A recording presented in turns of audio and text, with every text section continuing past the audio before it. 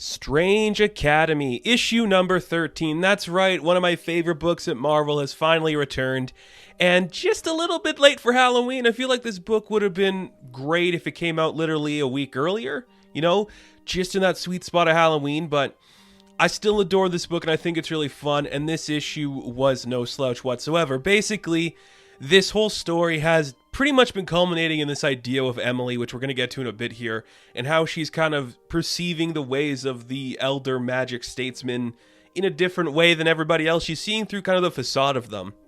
And that's interesting, and that kind of delves into her story here. We also get some backstory for Zoe, so let's jump into it. We open up with, there's a big presentation today. We get the list of everybody in class and who's coming to speak for them.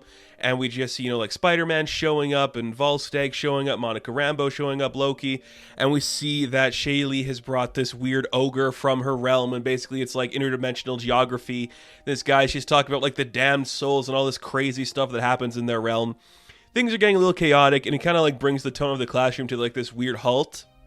So when it ends, we see that Zelda goes to talk to Calvin, and it's like, why didn't you do your report? He's like, well, I've been through a lot, and I didn't really feel like doing it. So he has till Monday. So basically what we're saying is it's Friday night. What are these kids going to get up to? Well, it's the weekend, baby. So Alvy's got a great idea. Why don't we head out to New Orleans? We've literally been in New Orleans this whole time. We haven't explored the city.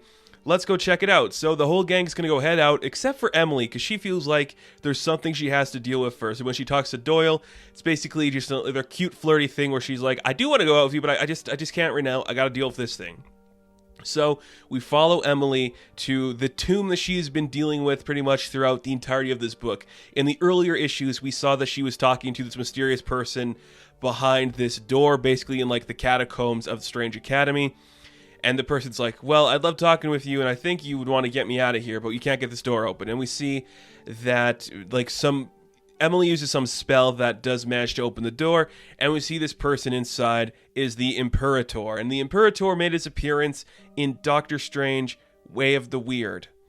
And what that was, it's just he's from this society that worship magic beyond that of life, and basically to get the powers and the strange ailments and just resources that he has, it cost him his family to get to the power level he has in terms of magic. And basically, Emily learned about him, and she's like, I think why you were trying to get me to free you is because you want me to emphasize with you. And you're like, I do. I feel for your situation, and I think it sucks because I have literally been questioning everything going on in here because, magic hurt my friend. Magic has been doing this devious thing, and I just don't trust Doctor Strange in the slightest when it comes to this stuff.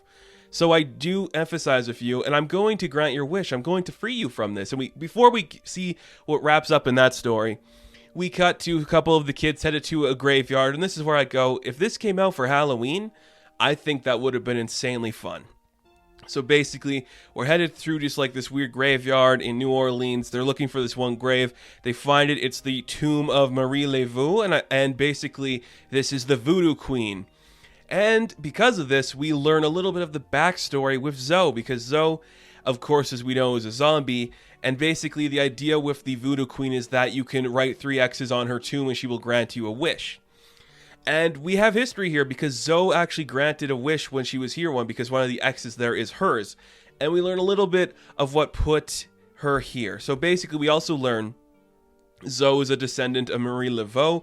And part of that is because her family heritage is this kind of cult of women who has been blessed with these magical gifts and all these stuff, but she struggled to use her magic and struggled to basically come to terms with the power. So she wanted to find a way to make it stronger, kind of mixing it with this scientific approach. So when she was using her magic one day and she kind of delved into the realm of dark magic, things went a little awry for Zoe. And it resulted in her killing herself accidentally with all the power. Her parents found her, and they dragged her to the tomb of Marie Laveau, and that's why they wrote the X's, the big X's. The big X's on the door are for Zoe, and basically, the power was too much of this dark magic to really, fix Zoe. It did bring her back to life, but she was undead. And we see a bunch of snakes crawling into her body, which I think is going to play a factor into her character somehow. I just feel like there's going to be something involved with that later on, where maybe there's going to be something with the snakes, but whatever. It's very cool stuff. So she's undead, but because of the magic of her mother, she was able to turn into this normal looking thing. And again, it kind of brings down the tension of the mood. So they're like, okay, well, we had a really sob story here for a bit. Why don't we go listen to some great music? So they head out, and we cut back to Emily, who is basically talking to the Imperator like, I'm going to grant you your freedom, but it's not going to be exactly what you're expecting. We learned in school about like this weird thing called the Stone of Shackles, and basically it like is something you use for a prisoner that keeps them in one place, but their mind goes to another place. And basically this guy's like, your idea of setting me free is to put me in a prison when I'm already in a prison. She's like, well, kind of. You're still going to be like stuck here. You're going to be chained up in this basement because Doctor Strange has you here for a reason. But in your mind, you're going to have the thing you never had before, and you'll be free in your mind. And I like this interpretation of Emily. I think she's a very fun character, very interesting to see what she does, and this is just showing her going against the grain when it comes to the other heroes in the world, and especially in the other students. Like, she is kind of like the outsider in the collective where she is looking at the bigger picture as opposed to the smaller things. Like, when Doyle kind of mentions like, oh, like Doctor Strange had a dark secret, Emily thinks that he's harboring more. And of course he is, because that's just the kind of guy he is. So we see all of that, and we'll get to like the end of that story in a bit here. But of course, we cut back to the streets of New Orleans, and Calvin wants to talk to Zoe like, hey, can I do like that wish thing like you did over there when you got brought back from the dead? Like, I'd like a wish. And basically, I just want to like get my shit together.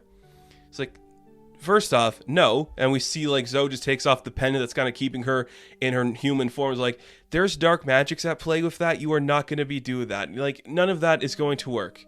Okay? Don't deal with that stuff. And they keep bringing up this name of the gas lamp, like this guy that can grant wishes. And we see like this mysterious figure in the back with a top hat, big bells on his head, kind of mirroring the one that we see Zoe holding. And he's like, we should talk to that boy soon. And he's got like an Igor master behind him with like a puppet doll. I kind of like that they're setting up Calvin as like the bad guy, and not like a traditional bad guy where he's gonna like go against the group, but I think he wants the power so bad we're gonna see him kind of go against the team and do something bad, which is kind of interesting to see for Calvin. So everyone goes to this bar, they start dancing and hanging out, everyone's having fun, and we see Emily catches up with Doyle. They reconvene, and they're just being cute, you know? They are, I think, the surprise couple of the book. Nobody expected it when I think we first started, but it's kind of cute to see that. And basically, they're just like, hey, our story's paralleled. We had like this idea of a wish saving Zoe. I helped a man find his wish too. We cut back to the Imperator, and he's looking at his family. He's like alone in his mind, just seeing these visions of a happy life he could have led if he didn't go down the route he did. And that is where the book ends, and I think it's very cool. We get some much needed backstory for a character like the Imperator, who might be coming up in this book again. We see some history of Zoe. We have a nice fun time just going out to New Orleans, kind of establishing where we're taking place in this continuity. I think that stuff is really fun and really interesting, and it just shows you like Emily is a fun character. We should do more stuff with her. We should have more fun with her, and I'm just liking what this book is. It's a great issue. It's very strong, and I'm excited for next month because it looks like we're going to be doing some time jump and headed to the future with these characters, so that's going to be pretty cool to see. Just a great wrap up for another issue of Strange Academy. So Strange Academy issue number 13, I am going to give an 8 out of 10. Now, thank you guys for watching this review. Be sure to like and subscribe to the channel. As always, you can check me out on Instagram, TikTok, and Twitter, and I will catch you in the next one. Have fun, stay safe, good luck.